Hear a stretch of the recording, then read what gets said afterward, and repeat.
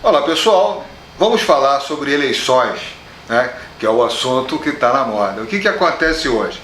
A gente já sabe que mais de um terço da população está absolutamente indignada com tudo isso que está aí e não vota de jeito nenhum. Esse é o primeiro passo. Então você tem um terço que está completamente satisfeito e não vota. Mas você sabe que 66% querem mudanças porque não estão satisfeitos com tudo isso que está aí, pelo menos. E aí o que acontece? Você tem 3 políticos que estão em evidência. Nenhum deles admite que há uma corrupção desenfreada, nenhum deles admite que isso só vai mudar se tiver um planejamento, e curiosamente, todos eles querem fazer mais do mesmo. Então vai ser difícil a gente conseguir alguma coisa com essas pessoas. Ao mesmo tempo nós temos umas manifestações de rua. Manifestações essas, né, que unem a sociedade, não é de hoje.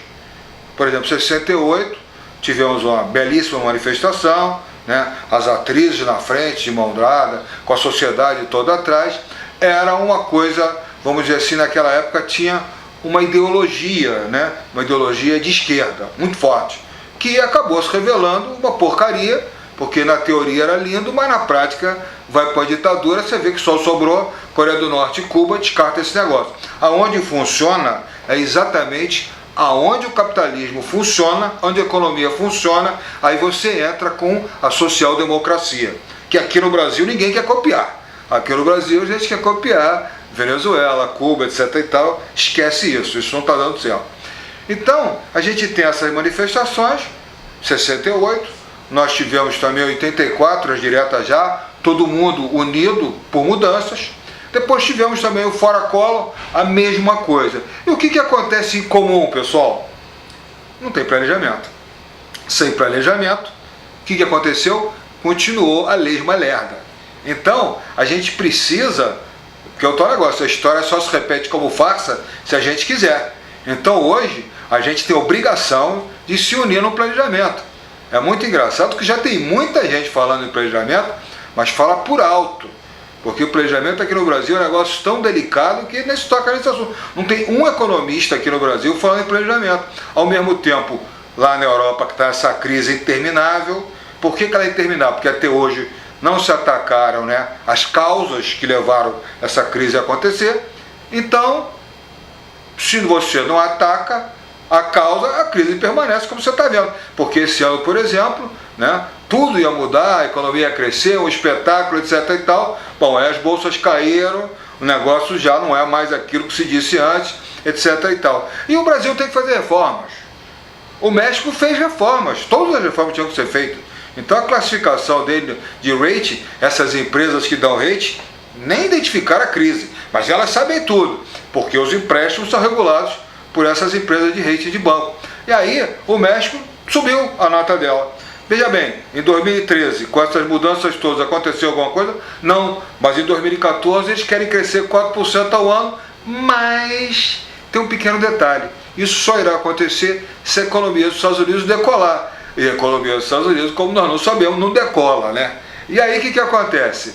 Pessoal, nós estamos naquela velha imagem que nós estamos simplesmente numa noite escura, num barco, no meio de um oceano que está uma tempestade muquirana, horrorosa, né?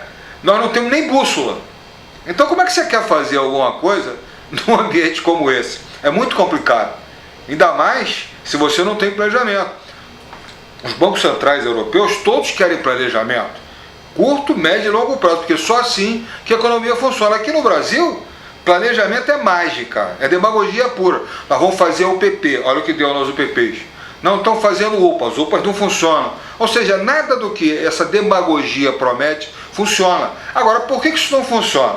Porque nós não temos mecanismos para acompanhar e cobrar. Por exemplo, vamos falar da Vale do Rio Doce.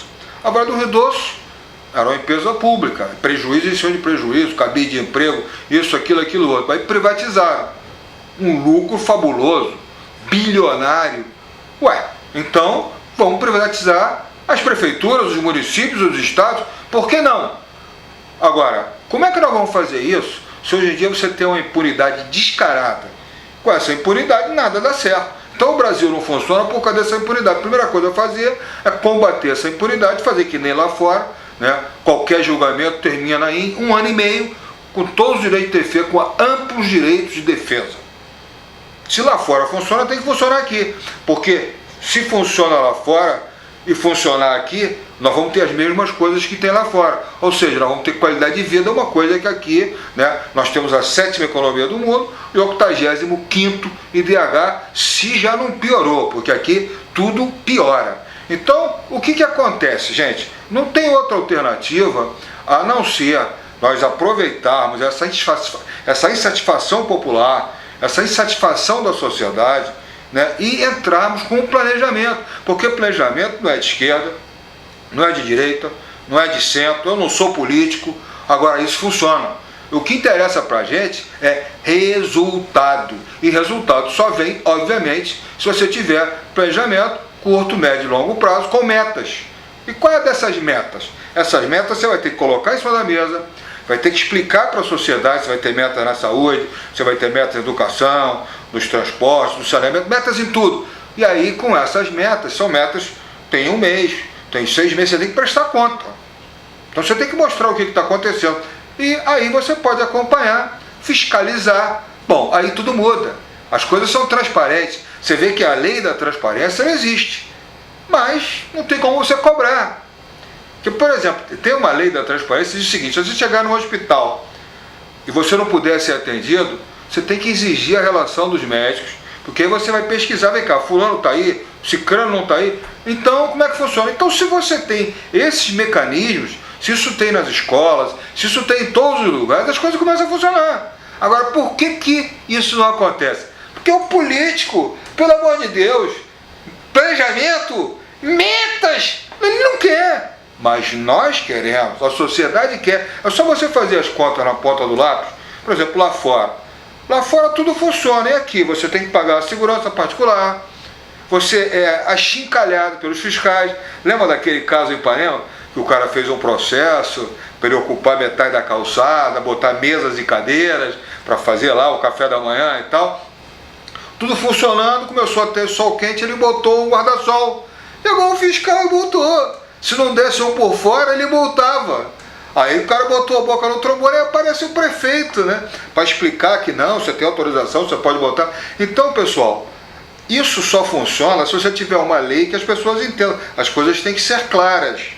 A impunidade tem que acabar. Essa gestão pública, imoral e indecente, ela tem que ser privatizada. Por quê? Porque ela tem que favorecer ao ente público, ao cidadão, coisa que hoje em dia a gente não vê. Bom, o que acontece é o seguinte: hoje nós temos aí nas ruas, né, umas pessoas ligadas aos partidos, aqueles partidos sempre, né, que não querem que a grande maioria da população saia para as ruas para protestar, porque eles querem se promover. E é muito engraçado que o grito de guerra desse pessoal é: queremos padrão FIFA. Pessoal, fala sério, padrão FIFA, a FIFA é uma multinacional, é a mais corrupta da face da Terra. No Catar, por exemplo, eles compraram os delegados para a Copa ir para lá, é um absurdo isso. Então o padrão FIFA é aquele que aqui no estádio, por exemplo, você podia comprar um banco muito mais barato para colocar no estádio, mas não pode, tem que ser o banco indicado pela FIFA. Então esse negócio de padrão FIFA não funciona. O que funciona, pessoal, é você ter um planejamento que efetivamente funcione. Porque aqui no Rio, por exemplo, o serviço público é um horror, mas aqui algumas coisas foram privatizadas, como por exemplo o metrô, a supervia, serviço de barco. É um horror, é péssimo, mas eles têm lucros. Como é que pode uma empresa que está prestando um desserviço ter lucro? Se uma das prerrogativas, ela tem que funcionar. A partir do momento que ela funciona, aí sim você pode ter lucro. Bom, aqui no Brasil nada funciona por causa dessa impunidade e por causa dessa falta de planejamento, porque planejamento, pessoal, numa empresa privada, não é só você organizar, você dar diretrizes. É fundamental você fiscalizar. Por isso que se cria metas, porque através das metas você chega no resultado. E o que interessa para nós, o que interessa para essa garotada que está na rua protestando, é o resultado, sabe por quê? Porque é o futuro deles. Hoje em dia, por exemplo, o grande sonho de todo mundo é você fazer um concurso público e passar por uma empresa pública. Por quê? Porque lá você vai se aposentar e vai ganhar a sua aposentadoria. Já numa empresa privada, de repente ela pode acabar e você ficar sem emprego. Então é importante isso. Agora, aqui no Brasil, as empresas privadas, elas não criaram ainda um mercado interno. O Brasil ainda não é uma nação desenvolvida, embora ela já seja a sexta, sétima, oitava economia do mundo, porque nós só temos talvez o 85º IDH. E como é que você vai juntar essas duas pontas?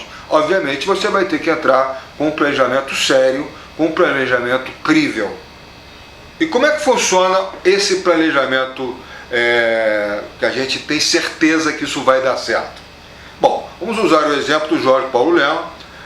Era um economista, se formou e tal, começou a trabalhar, aí as coisas foram crescendo, chegou num ponto que ele formou a sociedade e criou um banco chamado Garantia. Espetacular. Bom, ele começou a fazer negócios. E um desses negócios, por acaso, ele comprou as lojas americanas. E as lojas americanas, por que ele comprou isso? Porque o patrimônio dessa empresa era de cerca de 100 milhões e estava sendo vendido por 70, uma oportunidade da China. Você ia ganhar quase 50% nessa compra. Mas ele se ganharia muito mais se ele tocasse aquilo. Mas ele era um banco. O banco não entende varejo. Como é que nós vamos fazer? Bom, aí a cabeça do Jorge Paulo Lema acontece aí. Ele mandou carta para os 10 maiores setores de varejo do mundo e só um respondeu, foi o Sam Walton, do Walmart. E o cara tinha um negócio tão bom que ele falou: olha pessoal, vocês vêm aqui estudar o que eu faço, vocês podem copiar, porque o que eu faço não tem como vocês me superarem, até porque eu tenho equipe muito boa, eu estou sempre um passo na frente. Eles foram lá, copiaram, e hoje em dia as lojas americanas está aí funcionando muito bem, inclusive no varejo do e-commerce, ela é a líder, junto com o Submarino. Então é interessante, porque aqui no Brasil, o que funciona numa prefeitura? Nada. A prefeitura é o indutor da economia. Ela que fala: nós vamos fazer isso, porque aí todos os setores vão ganhar daqui, dali, de acolá. Não. Uma administração municipal, estadual, é um jogo de carta marcada entre os amigos. Isso tem que acabar. A única fórmula de você poder mexer nisso aí é você já entrar com um planejamento aonde você vai trabalhar a saúde, a educação, tudo, né? Transporte, saneamento, o que você possa imaginar, você já chegou com um planejamento que obviamente você vai fazer que nem eles fizeram no Banco Garantia. Onde é que funciona melhor? Então nós vamos trazer para cá. Agora não adianta só você trazer. Você tem que arrumar um esquema onde você possa fiscalizar. Porque sem fiscalização você não tem resultado. E aí o que acontece? O planejamento é exatamente isso. Um planejamento tem uma âncora, essa âncora, por acaso, se for utilizado o turismo, é a única que movimenta todos os segmentos da sociedade simultaneamente. Com isso todo mundo vai ganhar, principalmente na tal de qualidade de vida. Com o detalhe que isso já aconteceu em vários lugares que tinham problemas iguais ou piores que os nossos. Isso é o mais interessante. Eles se uniram nesse tal de planejamento, se reinventaram e hoje em dia são exemplos mundiais e nós podemos fazer isso. Como? Se o Jorge Paulo Lema fez, se as outras pessoas fazem, por que nós não podemos fazer? Basta querer. Agora, esse querer é um querer dentro de um planejamento com metas onde você pode acompanhar, fiscalizar, etc. e tal. A Copa do Mundo, na verdade, é um grande evento. É um negócio que é pago a peso de ouro. Por exemplo, o Catar, né, comprou a cúpula da FIFA para fazer a Copa lá. Por quê? Porque eles querem passar de um areal muquirana lá para um fantástico lugar onde o turismo é desenvolvido e lá tudo é artificial. Por quê? Porque o futuro deles, eles acham que estão ligados a transformar aquilo ali num polo de turismo. Então por isso que o Brasil foi lá e conquistou o direito de trazer a Copa do Mundo para cá. Mas vocês conhecem o Brasil, né? Na época, a iniciativa privada ia fazer tudo, mas tem um pequeno problema. A iniciativa privada existe no Brasil O Jorge Paulo Leman não pega dinheiro do BNDES, mas o resto está grudado nas tetas do governo. Por que isso acontece? Porque não há um planejamento. O governo pega dinheiro no mercado, empresta por um juro menor para pessoas que não precisam e nós pagamos essa diferença. O BNDES faz isso. O BNDES não ajuda o micro e pequeno empresário, ele ajuda os amigos do governo. Então, aqui, você não vai trazer uma Copa do Mundo bancada pelos empresários, porque o empresário aqui, ele rouba, né? Ele não trabalha, e começa tendo esse problema. E é impressionante a cara de pau desses caras. Não, nós temos 10 chaves, mas nós vamos fazer 12 sedes, porque o Brasil, dimensões intercontinentais, precisamos vender o Brasil no turismo. Puxa, você já imaginou se isso tivesse dado certo? Vamos analisar de uma maneira interessante. Por exemplo, aqui no Brasil, os aeroportos sabidamente não funcionam. Aeroporto, gente, não é um negócio qualquer. Hoje em dia o aeroporto, ele tem piscina, sauna, tem escorrega, tem tudo. Por quê? Para você não se chatear. Porque acontece, né, de mudar um voo, de dar um probleminha, e você não pode ficar ali plantado esperando as coisas acontecerem. Então, hoje em dia, um aeroporto é praticamente um universo, te oferece as coisas mais interessantes para você exatamente não se chatear. Bom, imagina você ter aeroportos maravilhosos no Brasil, até porque durante 2 décadas nós ficamos só com 5 milhões de turistas e nada se modifica. Imagina se você começa a atrair turistas à vontade, porque então é um negócio, se você passar de 5 milhões para 100 milhões, lembre-se, a nossa vocação natural é a maior do mundo. Então, se você fizer um grande trabalho, o turismo no Brasil vai explodir. E o que acontece? Você vai botar na economia centenas de bilhões de dólares anualmente provenientes dessa atividade, que inclusive é a única que continua crescendo nesse mundo em crise que a gente vive hoje. Então, a ideia de fazer uma Copa do Mundo aqui era fantástica. Imagina, você faz um aeroporto fabuloso, desse aeroporto fabuloso você sai com um transporte de massa, daí as coisas terem passado de 8 bilhões para mais de 50. Só que nada disso está sendo feito. Então veja bem, a partir do momento que você tem um aeroporto fantástico, você tem um transporte de massa, por onde esse transporte de massa passou, você está gerando negócio. Você está botando empresas, você está botando apartamentos, você está botando escritórios, porque a pessoa precisa de qualidade de vida. Aliás, o turismo, ele só funciona da seguinte forma: ele só visita um lugar se aquele lugar for bom para o morador. Se não for bom para o morador, o turista ali vai ser maltratado, então ele não vai nesse lugar. Então a ideia era exatamente você desenvolver nessas 12 sedes uma tremenda de uma economia voltada para o turismo, porque você tem o aeroporto, tem esse transporte de massa distribuindo riqueza por todos os lugares onde passa. Isso é obrigação, só o Estado pode fazer essa movimentação econômica, ele traça as diretrizes e o mercado se aposta disso. Isso é planejamento.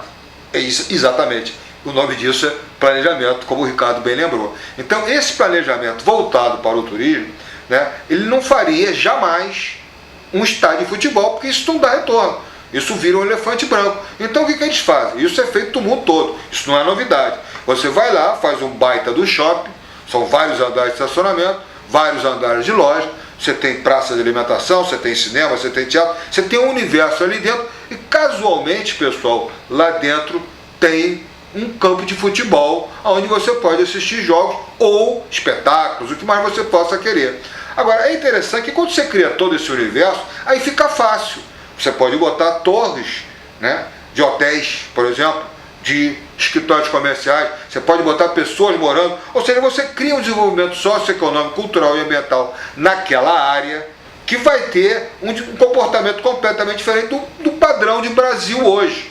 E aí, com isso, você vai querer, as pessoas vão falar, pô, mas está acontecendo isso aqui? Não, eu vou querer isso também na minha cidade. Então, esse planejamento, quando você vê que deu certo aqui, que tem um resultado maravilhoso, todo mundo vai querer levar para tudo quanto é lugar. Agora, você já imaginou você criar 12 focos desses pelo Brasil, o que não aconteceria? Porque o Brasil, ele tem uma variedade de atrações espetacular. Não tem nada no mundo. Olha, o nosso clima é fantástico, a nossa beleza natural, a nossa diversidade de opções. Agora, você já imaginou se a gente realiza o sonho da ONU, que é customizar a atividade para atender a pessoa, né? O perfil de cada pessoa e, melhor, você dá a ele enriquecimento cultural. É isso que a gente propõe a fazer. Ou seja, você tem um planejamento que já está todo planejado. Como eu mostrei com o exemplo do Jorge Paulo Leão, você vai trazer o que tem de melhor no mundo para você botar na saúde, na educação, nos transportes, no aeroportos. Ou seja, você vai fazer isso aqui funcionar. E isso não vai acontecer com esse político. Isso não vai acontecer com esses partidos de mentirinha que nos assolam hoje. Isso vai acontecer se a população falar, mas peraí, eu estou sendo enganado há décadas.